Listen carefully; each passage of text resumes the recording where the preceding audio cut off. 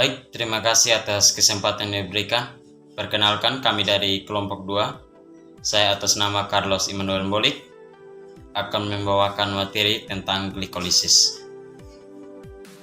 Glikolisis berasal dari kata glukosa dan lisis, yang adalah serangkaian reaksi biokimia di mana glukosa dioksidasi menjadi asam pirufat.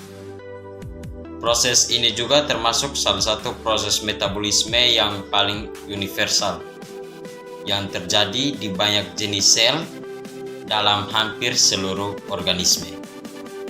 Glikolisis juga adalah proses pemecahan glukosa atau gula di dalam darah yang melibatkan beberapa enzim, di antaranya enzim heksokinase dan enzim fosfofruktokinase. Proses terjadinya glikolisis. Proses glikolisis terjadi dengan penguraian glukosa menjadi 2 NADH ditambah dengan 2 asam pirufat ditambah dengan 2 ATP. Proses ini terjadi di sitoplasma atau sintosol. Dalam proses glikolisis menghasilkan 38 ATP. Namun, 2 ATP telah digunakan dalam proses glikolisis sehingga hanya 36 ATP yang dihasilkan oleh satu molekul gula. Proses ini dimulai dengan 3 langkah, yakni yang pertama fosforilasi, yang kedua isomeriasi, dan yang ketiga fosforilasi kedua. Tahap proses glikolisis yang pertama itu fosforilasi.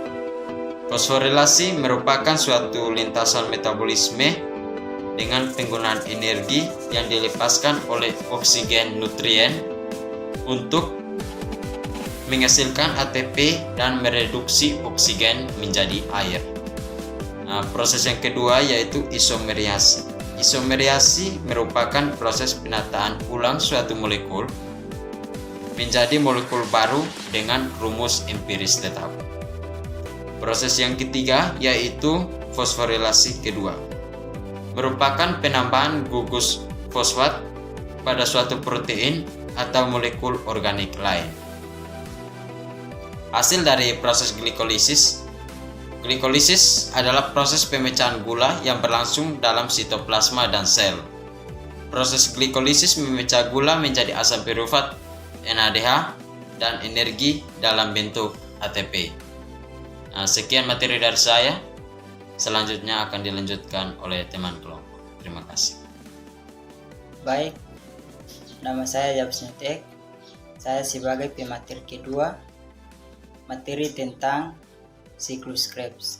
Siklus Krebs adalah proses perlahan metabolisme tubuh yang meliputi asetil CoA dengan penggabungan asam oksaloasetat yang timbul seketika setelah proses glikolisis di dalam jaringan tubuh.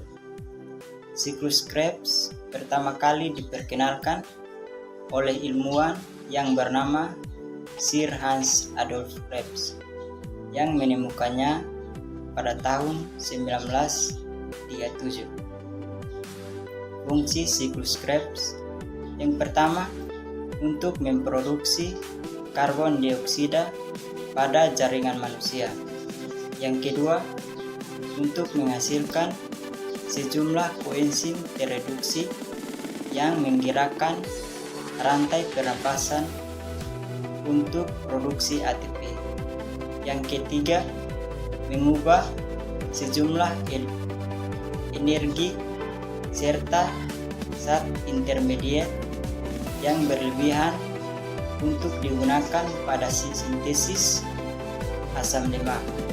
Yang keempat, melakukan pengendalian langsung atau produk dan bakal produk atau tidak langsung terhadap sistem enzim melalui komponen siklus.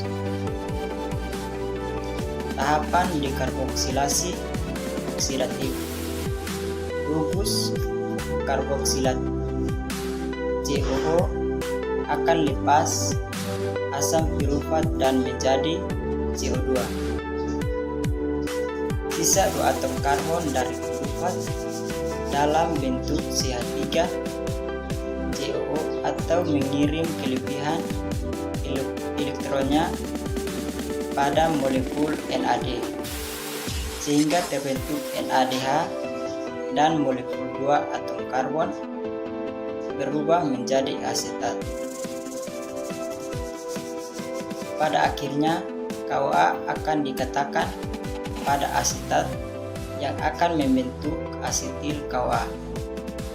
Hasil dari dekarboksilasi oksidatif adalah molekul asetil KOA, NADH, dan CO2.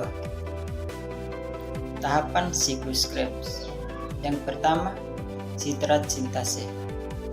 Proses ini terjadi dinamai hidrolisis. Pada proses ini juga terjadi penggabungan molekul asetil KOA dengan oksaloasetat yang membangun asam sitrat didukung dengan enzim asam sitrat sintase. Yang kedua, isomerase sitrat.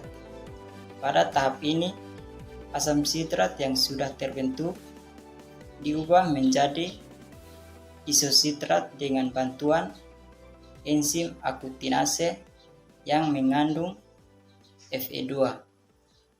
Yang ketiga, isositrat dihidrogenase. Pada tahap ini terjadilah proses dekarboksilasi atau perombakan pertama. Isositrat yang terbentuk pada tahap sebelumnya akan dioksidasi menjadi oksalosuksinat yang terikat enzim dengan enzim isositrat dehidrogenase, dan juga isositrat diubah menjadi alfa ketoglutarat oleh enzim isositrat dehidrogenase dan dibantu NADH. Yang keempat, alfa ketoglutarat dehidrogenase kompleks.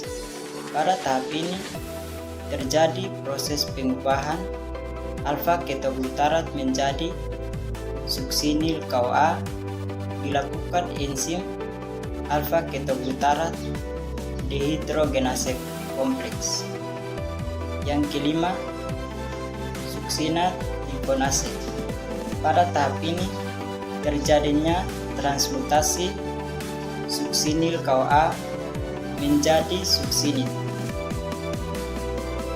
Dan proses pengubahan ini tidak hanya didukung dengan enzim tetapi juga membutuhkan Mg2 dan GDP dengan PI atau fosfat akan membentuk GTP.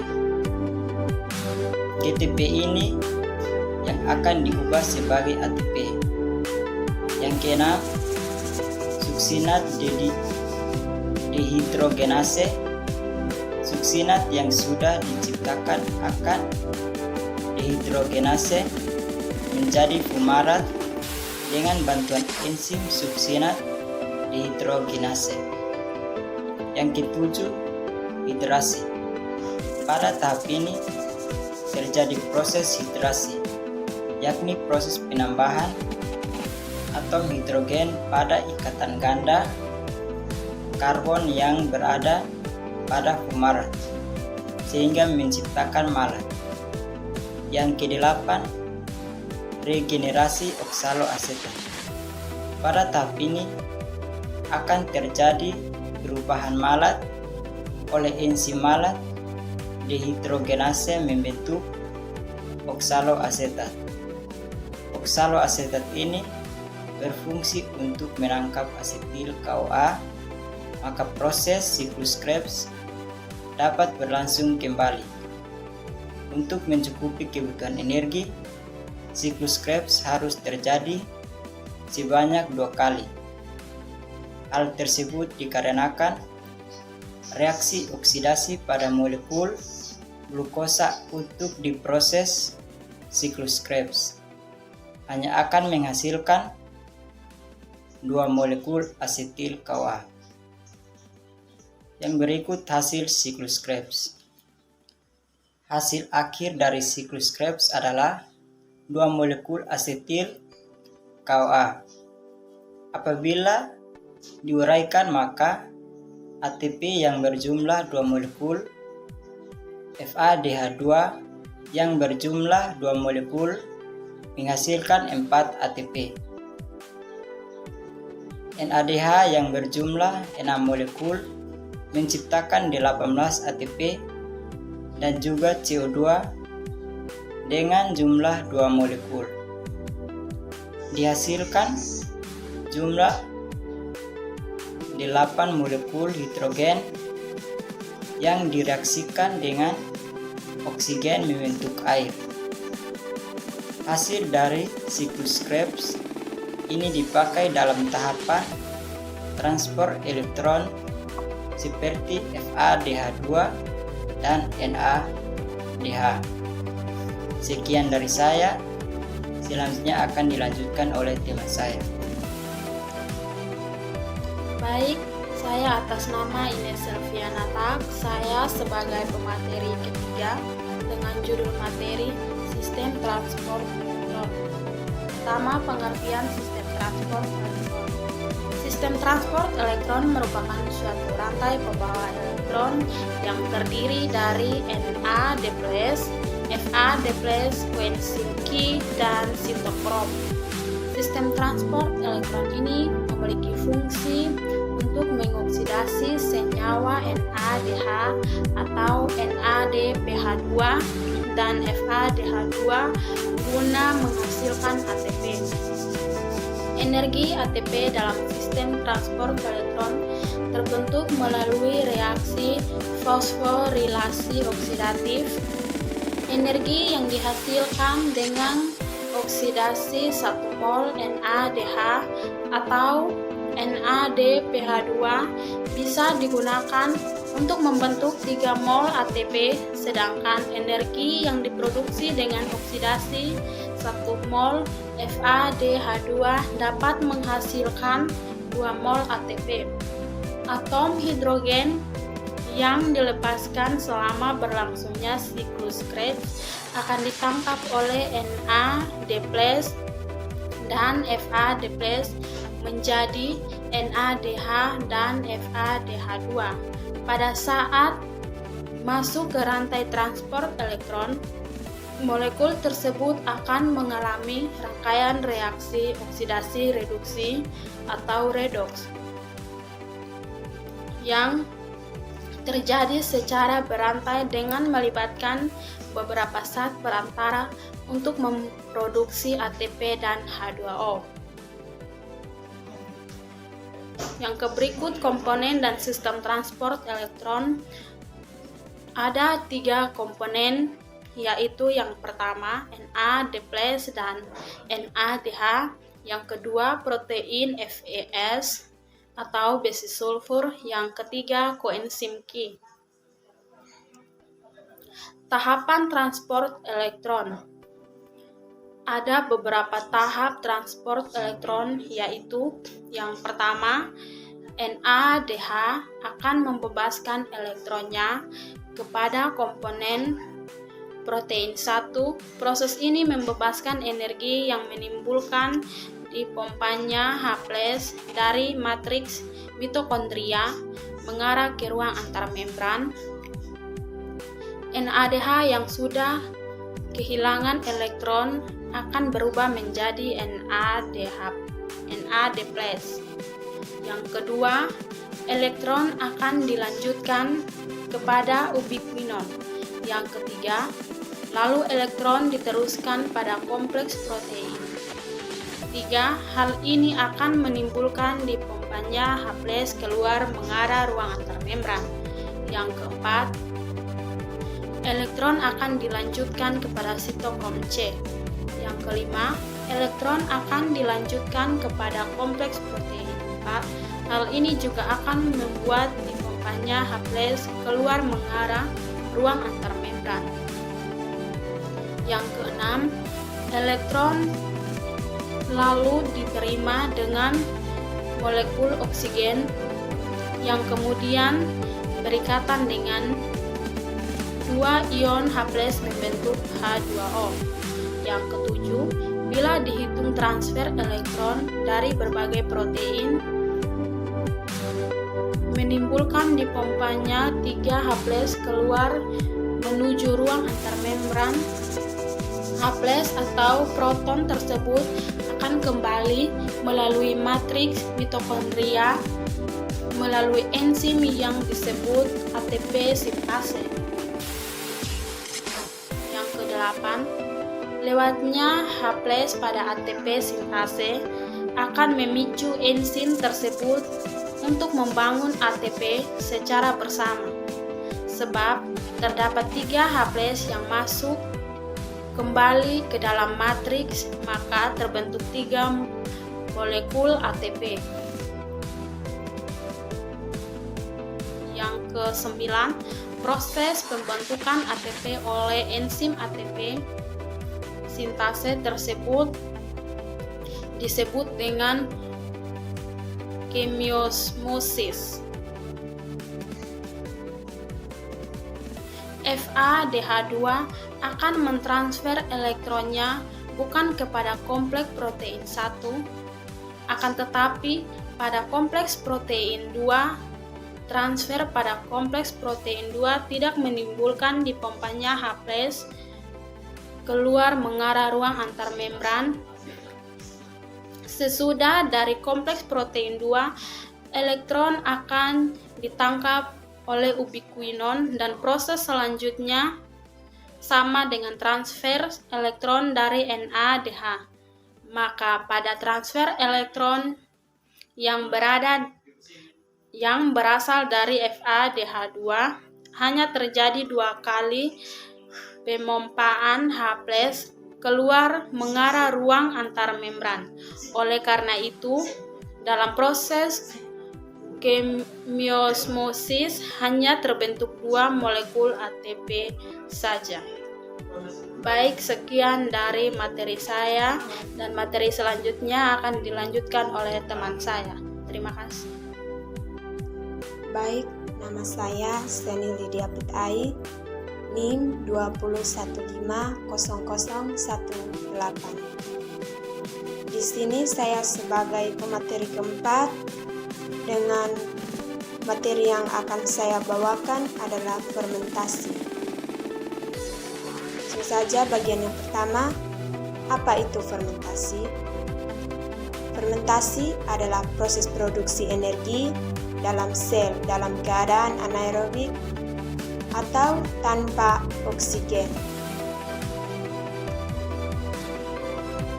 Yang kedua, sumber energi dalam kondisi fermentasi anaerobik dan aerobik. Yang pertama, kondisi anaerobik. Pada kondisi ini, fermentasi menjadi cara untuk menghasilkan energi pada organisme purba sebelum oksigen berada atau konsentrasi tinggi. Yang kedua adalah kondisi aerobik. Dalam proses ini, metode yang dilakukan oleh sel otot untuk memproduksi energi intensitas rendah selama periode di mana oksigen berlimpah.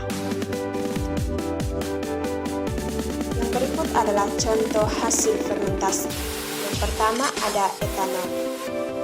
Etanol atau fermentasi alkohol adalah proses biologi di mana gula seperti glukosa, fruktosa, dan sukrosa diubah menjadi energi. Etanol yang dihasilkan dari proses fermentasi dapat digunakan sebagai pelarut, disinfektan, sebagai bahan baku industri, bahan bakar, dan juga sebagai bahan minuman. Contoh yang berikut adalah asam laktat. Fermentasi asam laktat adalah proses pembuatan makanan dengan bakteri tertentu, contohnya tempe. Fermentasi ini berlangsung dengan adanya aktivitas bakteri asam laktat atau Lactobacillus. Contoh yang berikut adalah hidrogen. Pada proses ini memerlukan bahan baku yang menggunakan senyawa organik seperti gula, karbohidrat, protein, dan lemak yang dimasukkan ke dalam fermentator yang mengandung mikroba tertentu sehingga menjadi proses penguraian senyawa organik menjadi gas hidrogen dan karbon dioksida. Yang berikut kita masuk ke jenis-jenis fermentasi. Yang pertama ada fermentasi alkohol. Fermentasi ini merupakan suatu reaksi perubahan glukosa menjadi etanol atau etil alkohol dan karbon dioksida. Organisme yang berperan yaitu Saccharomyces cerevisiae atau ragi untuk pembuatan tempe, roti, atau minuman keras. Yang kedua, fermentasi asam laktat. Nah, fermentasi ini merupakan respirasi yang terjadi pada sel hewan atau manusia ketika perubahan oksigen tidak tercukupi akibat bakteri terlalu berat. Yang ketiga, fermentasi asam cuka merupakan suatu contoh fermentasi yang berlangsung dalam keadaan aerob atau membutuhkan oksigen. Fermentasi ini dilakukan oleh bakteri asam cuka, Acetobacteria aceti, dengan substrat etanol. Yang berikut reaksi dalam fermentasi. Reaksi dalam fermentasi berbeda-beda tergantung jenis gula yang digunakan dan produk yang dihasilkan secara singkat. Glukosa dengan rumus kimia C6H12O6 yang merupakan gula paling sederhana. Melalui fermentasi akan menghasilkan etanol 2C2H5OH. Reaksi ini dilakukan oleh ragi dan digunakan pada produksi makanan. Yang berikut persamaan reaksi kimia dalam fermentasi. Persamaannya itu ada C6H12O6 plus 2C2H5OH ditambah 2CO2 ditambah 2 ATP atau energi yang dilepaskan 118 kJ per mol yang dijabarkan sebagai gula, glukosa, fruktosa atau sukrosa, alkohol atau etanol ditambah dengan karbon dioksida ditambah dengan energi atau ATP. Materi selanjutnya akan dibawakan oleh teman saya pemateri kelima. Terima kasih. Baik, saya atas nama Hermes Patrobas Penaber sebagai pemateri kelima dengan topik perbandingan ATP antara fosforilasi oksidatif dan fosforilasi tingkat sukrat. Yang pertama, pengertian fosforilasi. Fosforilasi adalah proses yang menambahkan gus fosfat ke dalam molekul organik oleh enzim spesifik. Proses ini sangat penting untuk mentransfer energi atau menyimpan energi dalam bentuk ikatan energi tinggi antara kelompok fosfat dan juga ATP dibentuk dalam sel oleh fosforilasi. A. Fosforilasi tingkat sukrat. Fosforilasi tingkat sukrat merupakan tingkat transfer langsung gus fosfat dari sukrat ke ADP untuk pembentukan ATP. Berenergi tinggi, reaksi ini sebagian besar dikatalisis oleh enzim kinase. Gugus fosfat ditransfer dari molekul pertama dan diterima oleh molekul kedua.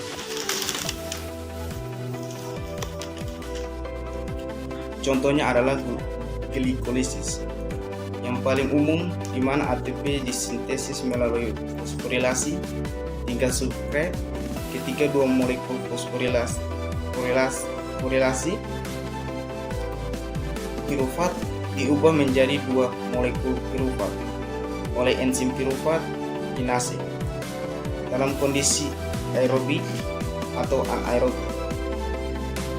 Selain itu, selama siklus Krebs ATP diproduksi melalui fosforilasi tingkat B, fosforilasi oksidatif. Fosforilasi oksidatif adalah proses memfosforilasi ADP untuk sintesis ATP dengan mentransfer elektron di sepanjang rantai transport elektron pada tahap akhir respirasi aerob. Ini menggunakan pembawa elektron NADH dan enzim ATP sintesis. Untuk pembentukan ATP, energi dihasilkan dari reaksi redoks atau gradien proton.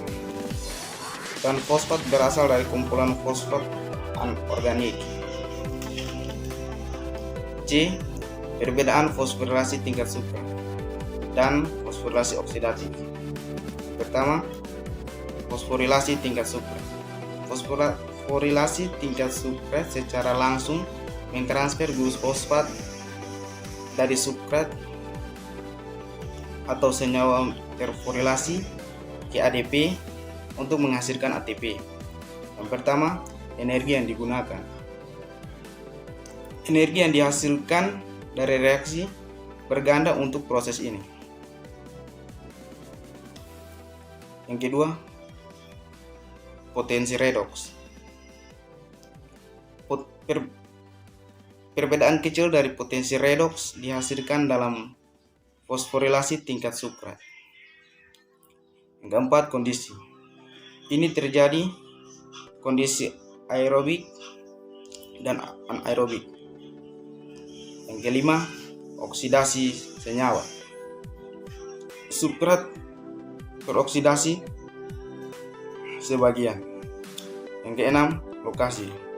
Fosforilasi tingkat substrat terjadi dalam sitosol dan mitokondria. Yang ketujuh, kejadian.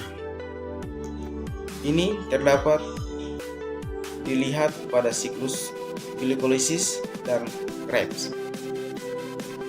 Yang ke-8, asosiasi dengan elektron transport, chain dan ATP sintase.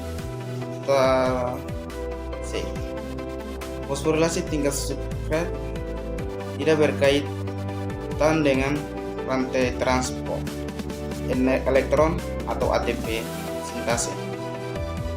Yang ke-9, keterlibatan menggunakan O2 dan NADH. Ini tidak menggunakan O2 atau NADH untuk pembentukan ATP. Yang kedua, fosforilasi oksidatif.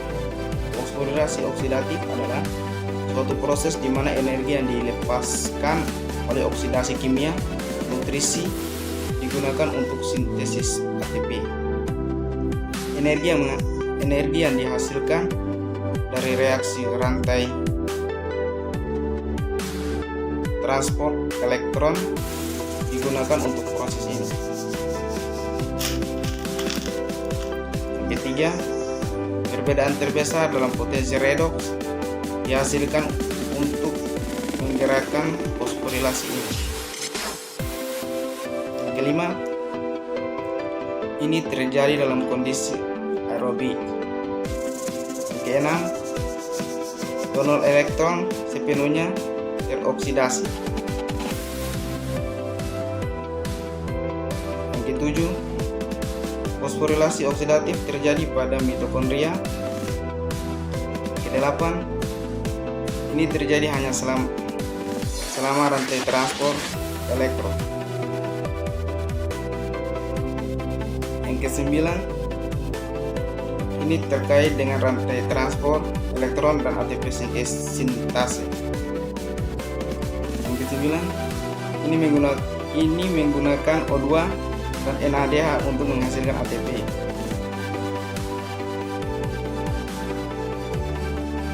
Baik, sekian presentasi dari kelompok kami. Sekian dan terima kasih.